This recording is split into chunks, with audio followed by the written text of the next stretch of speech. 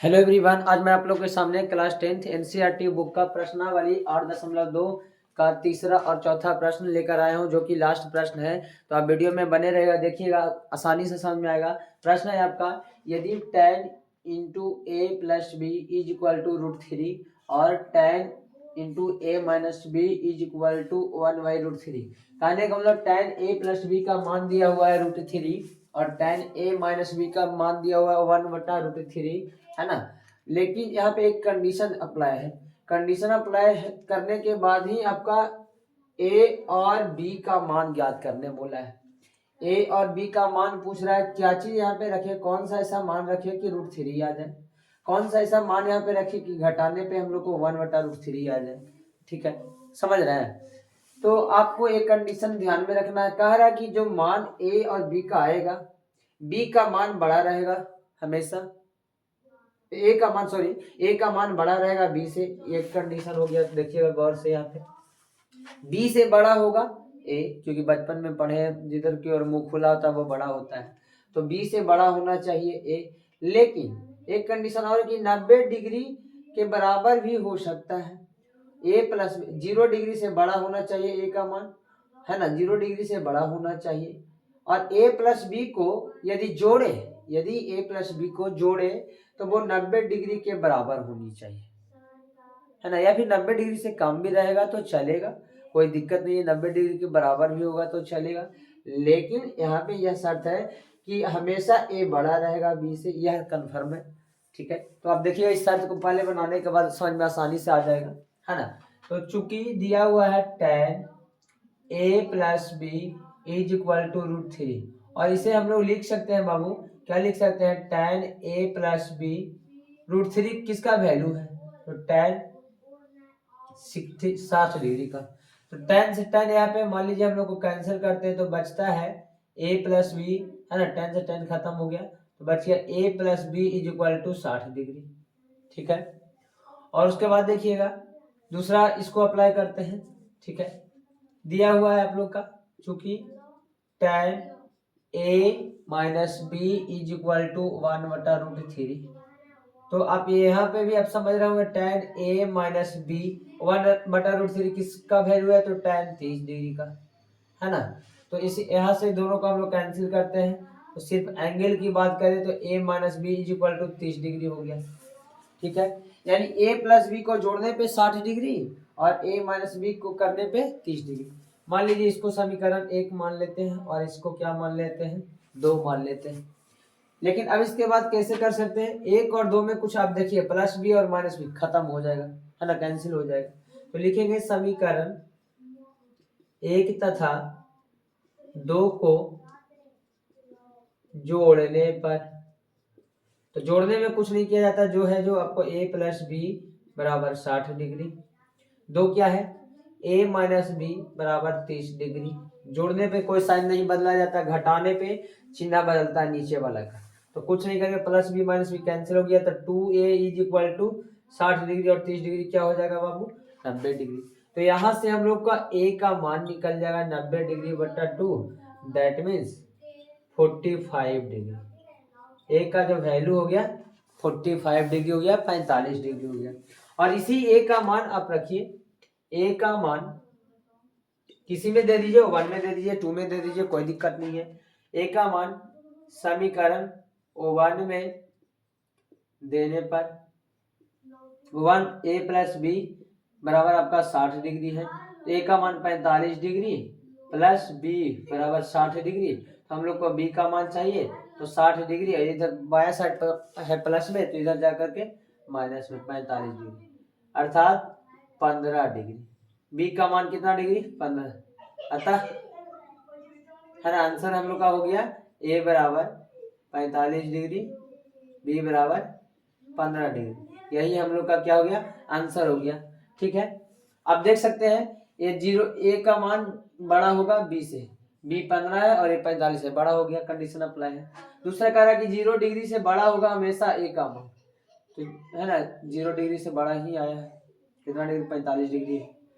फिर कह रहा है कि यदि ए प्लस बी दोनों को जोड़ेंगे, है ना, 0 डिग्री से बड़ा होगा, ए प्लस बी को दोनों को जोड़ने पे तो ऑलरेडी बड़ा है, और 90 से छोटा भी हो सकता है, ऑलरेडी छोटा ही है, जोड़ने पे भी छोटा रह रहा है क्योंकि 45 15 जोड़ते हैं तो 60 ही रह रहा है ना। लेकिन यहाँ पे यह भी कह रहा था कि बराबर भी आ सकता है, कोई दिक्कत नहीं है, तो आप समझ गए होंगे। ठीक है, अगला प्रश्न है चौथा नंबर में, बताइए कि निम्नलिखित में कौन कौन सत्य है और असत्य है, कारण सहित उत्तर की पुष्टि करना है, कारण भी देना है ना, इसका रीजन बताइए क्यों यह सत्य है, क्यों ट्रू है, क्यों फॉल्स है ना। तो देखिएगा इस प्रश्न में कोई दिक्कत नहीं होनी चाहिए, है ना, वो आप समझ रहे होंगे कि ए का मान 45 डिग्री, तो tan यहाँ पे 45 रखेंगे, यहाँ पे कितना रखेंगे 15, तो tan 60 हो जाएगा और 60 का वैल्यू √3 ही होता है।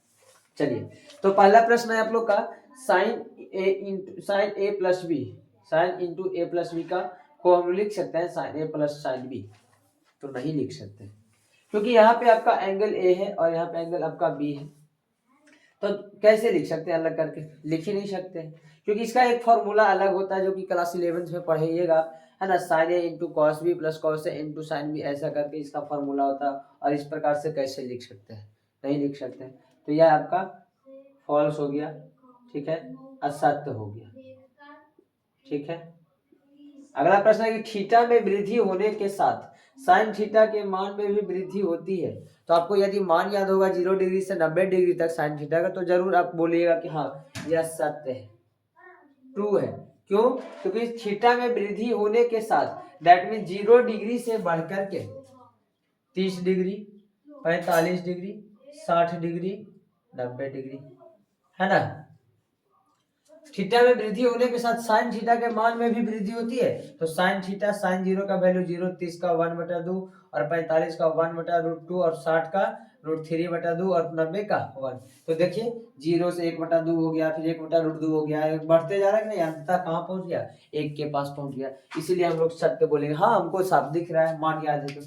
फिर बोला कि थीटा में वृद्धि होने के साथ कॉस थीटा के मान में भी वृद्धि होती है, नहीं, गलत, क्योंकि कॉस थीटा का मान उल्टा लिखा जाता है ना, कॉस उधर से लिखते हैं, ए कॉस 0 डिग्री का वैल्यू होता है 1, कॉस 30 डिग्री का वैल्यू हो जाता है √3/2, कॉस, है ना, देखिए थीटा बढ़ रहा है, 45 डिग्री का वैल्यू हो जाएगा 1/√2, है ना, फिर कॉस किसका 60 डिग्री का वैल्यू हो जाएगा 1/2 और कॉस 90 डिग्री का वैल्यू हो जाएगा 0, तो यह थीटा के में बढ़ तो रहा है, थीटा तो बढ़ रहा है, लेकिन जो मान है वो घट रहा है, तो यहाँ पे लिखेंगे आप लोग का असत्य लिखेंगे।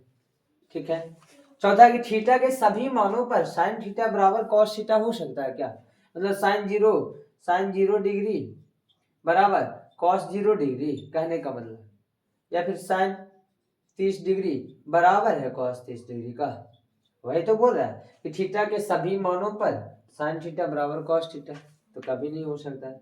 ठीक है, क्योंकि साइन 0 का वैल्यू 0 और कॉस 0 डिग्री का वैल्यू 0 नहीं होता है, वो तो 1 हो जाता है, तो ये 0 बराबर 1 कैसे बोल सकते हैं, अर्थात यह आपका असत्य है, फॉल्स है। साइन 30 का वैल्यू 1/2 होता है, कॉस 30 का √3/2 हो जाएगा, तो कैसे हम लोग सत्य बोल सकते हैं, है ना। चलिए, लास्ट प्रश्न है कि a बराबर 0 डिग्री पर कॉट a परिभाषित नहीं है, कॉट a परिभाषित नहीं है, कॉट a बराबर 0 डिग्री रखना है, तो कॉट a के जगह पे 0 रखते हैं, तो कॉट 0 डिग्री का मान कहने का मतलब सीधा सीधा, तो जिनको पता होगा कि tan 0 डिग्री का वैल्यू क्या होता है ना, तो इसको नहीं याद है तो मान लीजिए हमको साइन 0 डिग्री का वैल्यू पता होना चाहिए, कॉस 0 डिग्री का पता होना चाहिए, और साइन 0 का वैल्यू 0 और कॉस 0 का वैल्यू क्या अभी बताए क्या होता है, 1 होता है, तो कुछ नहीं है तो बट्टा में 1 और कुछ नहीं तो बट्टा में क्या हम ही, तो 0/1 में हम लोग भाग देंगे, गुना भाग दे दिए, 1/1 से गुना फिर हो जाएगा 0/1 गुना 1/1, तो कहने वाला ये आंसर आपका क्या हो जाएगा 0, है ना। तो क्या बोला कि कॉट a बराबर 0 डिग्री पर कॉट a परिभाषित नहीं है ना, तो यह आपका क्या हो जाएगा, परिभाषित नहीं है, यह आपका यह भी क्या हो जाएगा, असत्य है। ठीक है, परिभाषित है, अब परिभाषित नहीं कैसे, 0 जब आ ही गया, है ना, अनडिफाइंड आता तब ना। चलिए मिलते हैं नेक्स्ट वीडियो में।